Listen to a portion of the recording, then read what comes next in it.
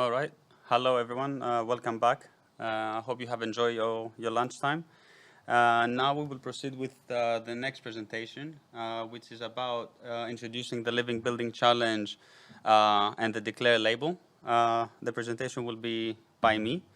And I hope you can see my screen we're sharing at the moment. So I'm Alexandros Galatoulas. I'm a director of XYZ for the Design and Construction Division. Living Future Collaborative Facilitator and ILFI Ambassador since 2016. A Living Future Accredited Professional and a Certified Passive House Designer. Today I will talk about the Living Future Institute, the programs as we've mentioned, such as the Living Building Challenge, Core and Declare. And also we will share our experience in terms of the first core building that we have in Greece, which is a joint journey with the Greek Collaborative and XYZ.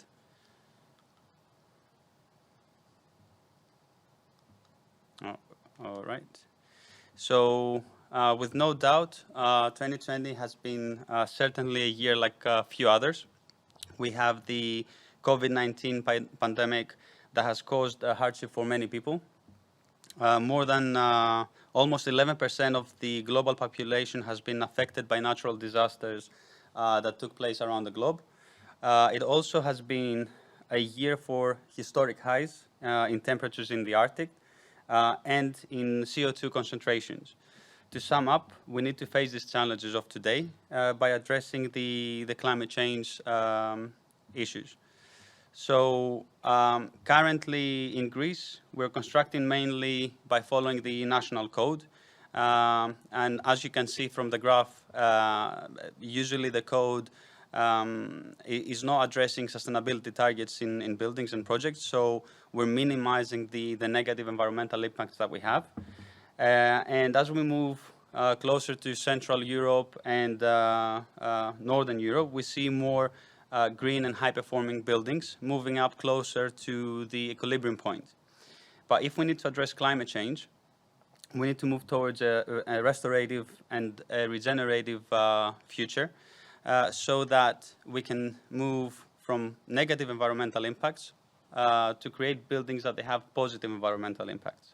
And we shouldn't forget that our sector is responsible for generating almost 40% of the greenhouse gases globally. So we have a fair share to this problem. I believe that a great accelerator towards a regenerative future is the International Living Future Institute. Since their mission is to lead the transformation towards a civilization that is socially just, culturally rich, and ecologically restorative. The programs, as you can see on this slide, they touch upon at the neighborhood scale, let's say, with the Living Community Challenge, to individual buildings and projects with the Living Building Challenge, and all the way down to single products with the Living Product Challenge. But for this presentation and for this slot, I will touch upon very briefly on the specific certifications such as the LBC, the Zero Carbon, Zero Energy, Core Green Building Certification, and the Declare label. So a common question is that if it is another certification. Practically it is, because the building is being certified, but we should see it more like a challenge. It's a design philosophy which makes you understand how the building should work and how it affects the occupant's health, psychology, and the environment around it. But the main advantage of the LBC certification is that it provides tangible evidence in terms of performance. So it's a performance-based certification. Summarizing, at the moment there are a lot of certifications in the market having a common goal to push the industry to move towards the right direction and addressing climate change in terms of sustainability, restorative and regenerative targets. And a good summary of the scene can be seen on the first working group under the Cost Restore Action, which can help you navigate through all the programs. If you can briefly see that the Living Building Challenge sits on the far right zone of regenerative zone, and the red list materials, which is a component of the declare label, is touching upon the restorative targets in terms of sustainability. So what are they? What are the living buildings? They're buildings that connect occupants to light, food, air, nature, and community. They're self-sufficient, which means they generate the resources that they need on site within their own limits, and they create a positive impact and natural systems that interact with them. The Living Building Challenge has 7 performance areas. These are the place, water, energy, health and happiness, materials, equity, and beauty. And within these 7 performance areas, we have 20 imperatives. So if we want to understand better how these certifications work, I will move from zero carbon all the way to the LBC. The zero carbon is a program to carbon neutral with top tier efficiency. The zero energy certification is a world-class energy efficiency program, reinforcing a fossil fuel-free future. Core is a green building certification to climate change with a holistic high performance. Lastly, we have the Living Building Challenge, which is a rigorous program for achieving a fully restorative building, and all the 20 imperatives that need to be achieved. For those that are feeling comfortable with the core certification, but they're a bit more reluctant to achieve the full LBC certification, they can compromise to a middle ground, let's say, and push the envelope a little bit further by attempting the PETAL certification, which practically is the 10 core imperatives from the core certification, plus one of the following 3 performance areas, either water, or energy, or materials. As we previously mentioned, core certification is a framework that outlines the 10 best practices that a green and a sustainable building should have, such as place, health, equitable access, water, inclusion, beauty and biophilia, energy, transportation, and education. And it creates that connection that we need basically with nature, and the relationship that we should have and our building should have with resources such as water and energy, as well as with building materials that affect occupants' health. To that extent, we have the Declare label, which is a transparency platform and a product database that is changing the material marketplace. It mainly answers 3 questions. Where does a product come from? 2, what is it made of? And 3, where does it go at the end of its lifetime? So at the moment, if you look on the Living Future website, you can see a link that you can have access to this open source database and find more about 750 Declare products available to you. Another part of the Declare label is the red list. It basically contains the worst-in-class materials which are dominant in the construction industry. The commonly used chemicals on the red list are basically polluting the environment. They are bioaccumulating all the way up to the food chain until they reach toxic concentrations. And basically, they're very harmful for construction and factory workers. So what practically Declare is trying to address is a similar example that we have which is more evident in Europe, the case of asbestos. Although it has been forbidden in use since the year 2000 in the UK, for example, we still have people dying from asbestos-related diseases every year up to today.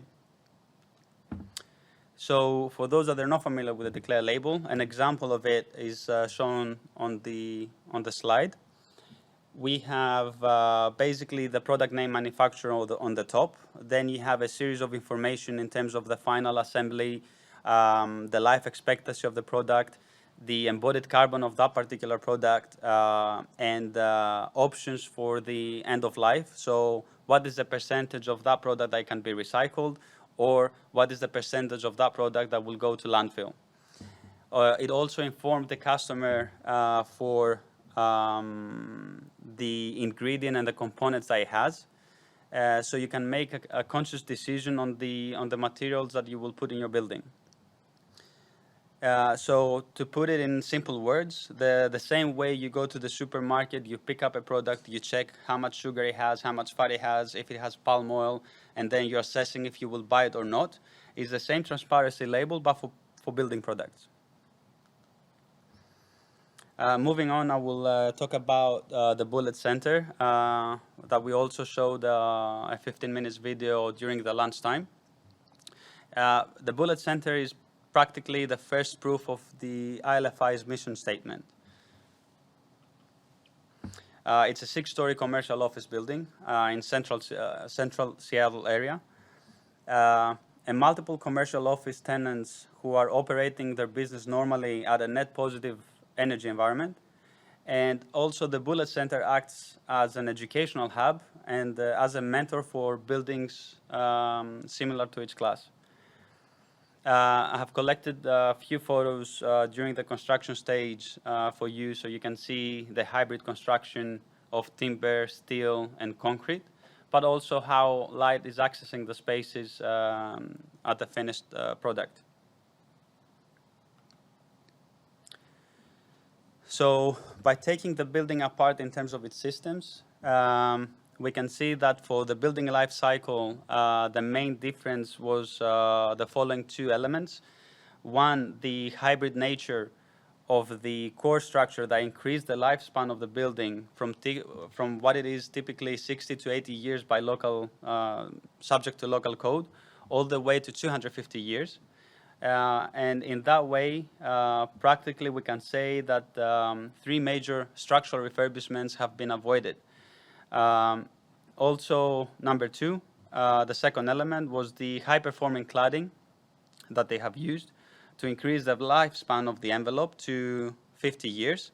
And if we consider that normally a retrofit of a building should happen every 25 years as a rule of thumb, as a good practice, let's say, by increasing it to 50 years, we can avoid another retrofit. So to those who are interested in calculating carbon emissions, we can quickly see the impact that the design decision early in the project could have in the life cycle of the building, as well as how much carbon emissions we could generate through our actions.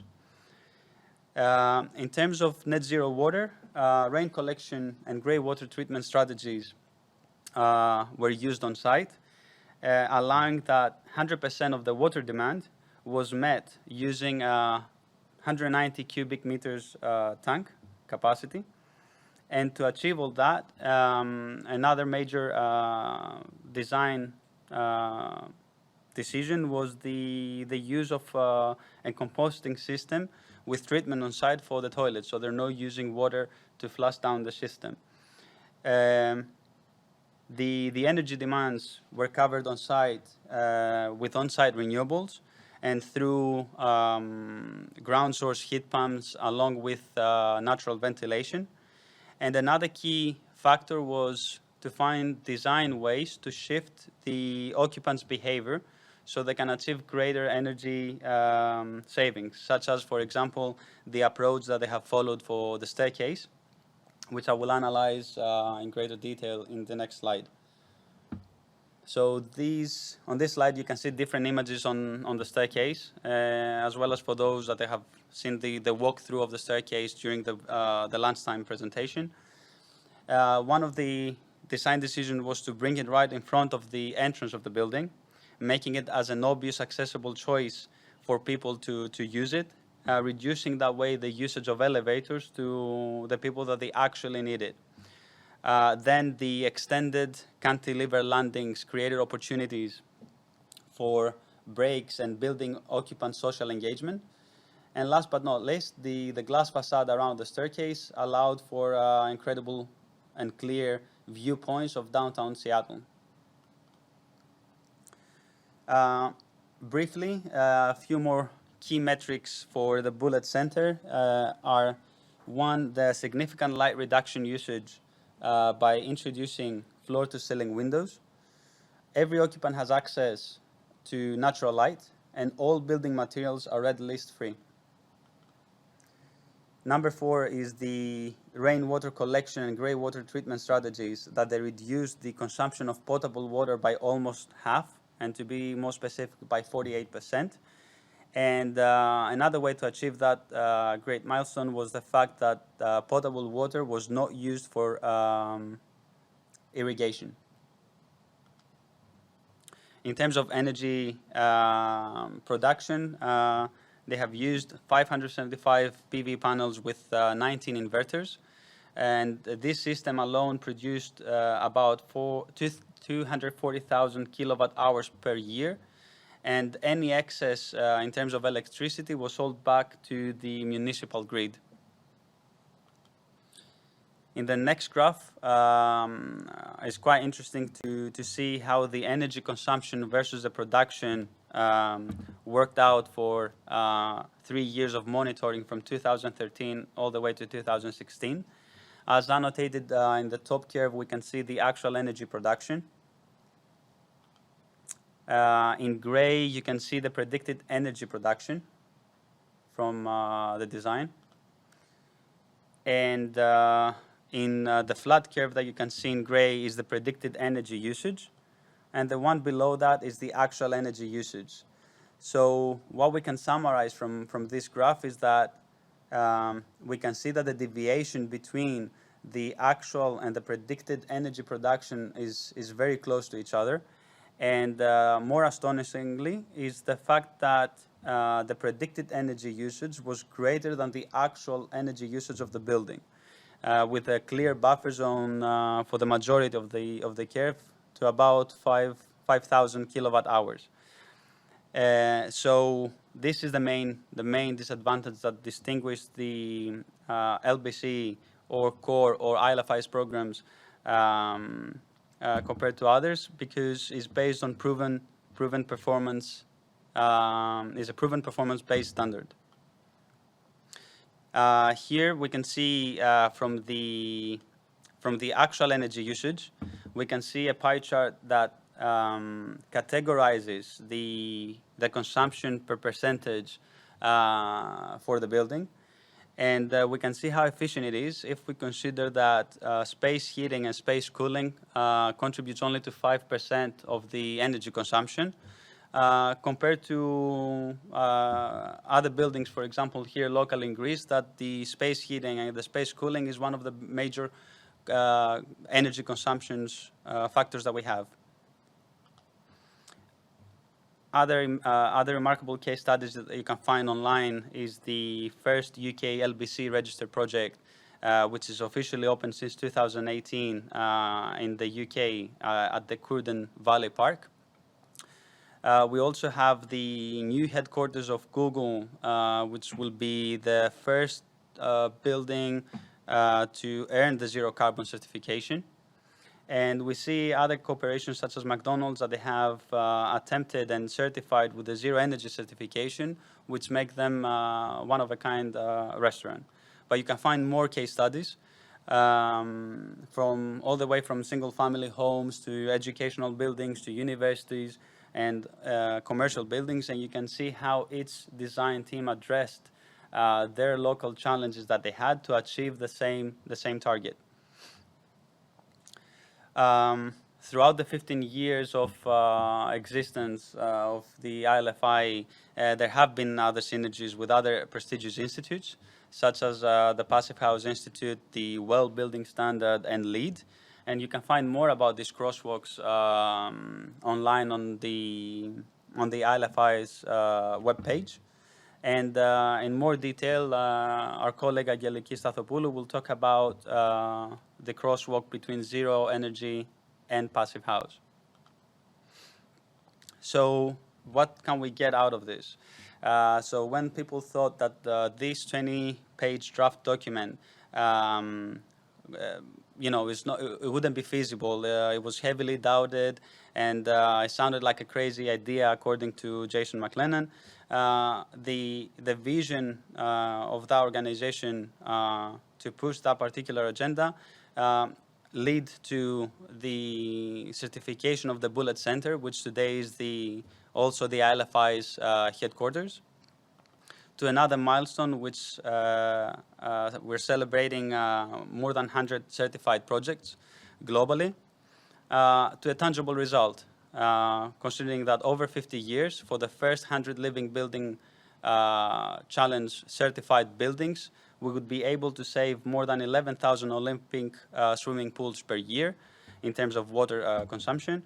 More than 11 million tree seedlings can grow for 10 years, and we can reduce by more than 700 million miles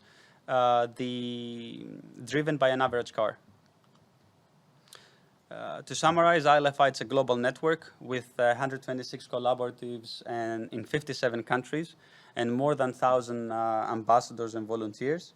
I truly believe that it's worth the time and effort to have a look at it and be part of the challenge. We have a tremendous amount of skills, knowledge, and degrees, and we need to be able to use that to produce greater results that are actually addressing the needs of today in terms of climate change. So the story of the ILFI for us acted as a catalyst. It was an inspiration to be part of a built environment that delivers ILFI's core principles whilst makes good financial sense for clients.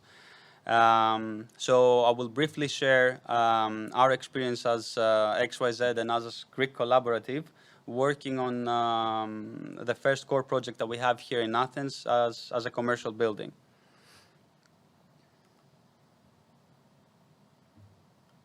There we go. So the project profile, location is Athens. The client and project team is a small to medium-sized enterprise with a risk-averse attitude. The building type is offices with a size of more than 1,000 square meters, spanning over 4 levels, and as a standard norm in Greece, on a very strict budget.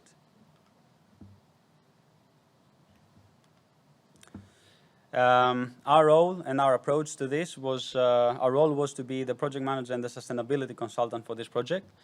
Our approach and our mentality was to give it a go, take up on this challenge, push the boundary a little bit further, as the ILFI people did, and practically solve one problem at a time, and offer solutions with a regenerative impact to our environment, but also creating value for our clients. To do that, we needed to understand how we can deliver or how we can manage the delivery of a sustainable project or a sustainable building in Greece. And in that way, for that reason, we looked also at the research was previously done by by the Cost Restore action over the last 4 years. And we looked at the regenerative sustainable procurement, which is basically the process of adopting strategies and decisions that deliver added benefits to social, ecological, economic, and cultural factors. But also, we needed to understand what is happening locally here in Greece in terms of procuring contracts, what are the dependencies in this process, and what are the potential risks. By undertaking a quick qualitative desk study, we quickly found out that 98% of the Greek construction is composed of SMEs and micro enterprises. The construction framework in Greece in terms of procurement seems ambiguous and not standardized. Another paradox was that the construction quantities are not necessarily based on construction drawings, and that the team-based approach that is mostly followed in most European countries in terms of defining the client's objective and ensuring best value has been limited in Greek construction projects and practically abandoned over the past decades or so. To overcome these procurement barriers, we have adopted a similar contract to a traditional JCT, adjusted to the Greek needs. We have also find another obstacle in terms of perception about BIM, what it really is. There was a perception that it's a capital-intensive software, or they will need to invest more money to adopt BIM principles in our methodology. But we sat down with them and we explained that the methodology that we have picked was based on the resources available that a typical SME should have, and it shouldn't come down to additional cost or capital. And to be more precise, we found out that the operational resources that the project team had and the client had was Microsoft Word, Microsoft Excel, and software like this, a cloud storage platform, 2D and 3D CAD software, and computer analysis software such as Autodesk Revit, FESPA, Stereotatica, and many other local softwares that are addressing that particular topic.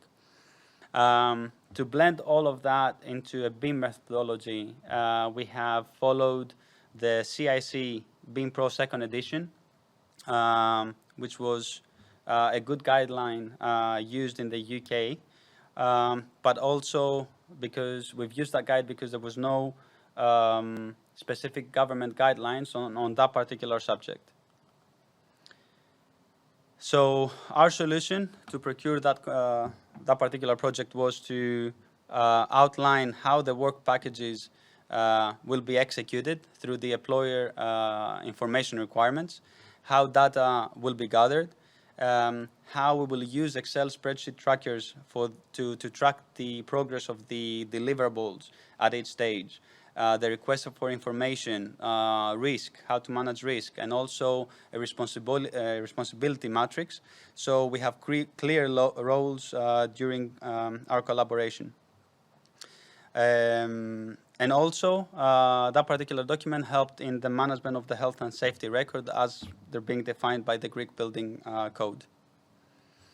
And secondly, we also proposed a BIM execution plan document that outlined the methodology on the ability to support the supply chain on the specific employer's requirement that we have set previously. We have summarized all that in a procurement map, if we can use that, and more details on that particular flowchart, let's say, you can find on our website. But the main difference that we can see from, let's say, a RIBA standard approach compared to the one that we have here in Greece is that RIBA has been breaking into more steps to allow better quality control and to guarantee the information, how the information is being passed from stage to stage.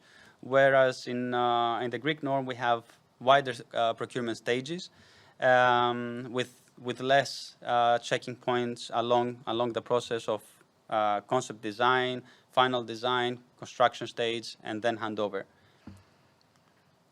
The next stage that we have in our process, it will be the design stage, and I think most of you will be interested to see metrics and case studies and more data on that particular section. But that will follow in the future, and we will keep you updated as well as with the Greek Collaborative and XYZ to share with you our experience in terms of how we will address the ecology of place, how we'll create a human scale living, how we'll minimize the consumption of potable water on site, how we'll become more energy efficient, we will be more responsible in the way we're procuring materials, and also adopt biophilic design attributes in our building and in our designs. So practically, although we spoke about procurement, I think it's very important to address this particular topic, because by including sustainability targets in our procurement, we can actually track progress and we can actually track milestones on a project, and everybody have clear identified goals or where they need to head to complete the project.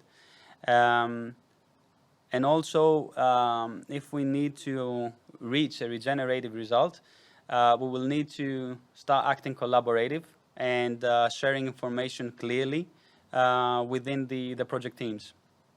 So to be part of that and the IL5 movement here in Greece, you can send us an email on the lbcc.greece@gmail.com.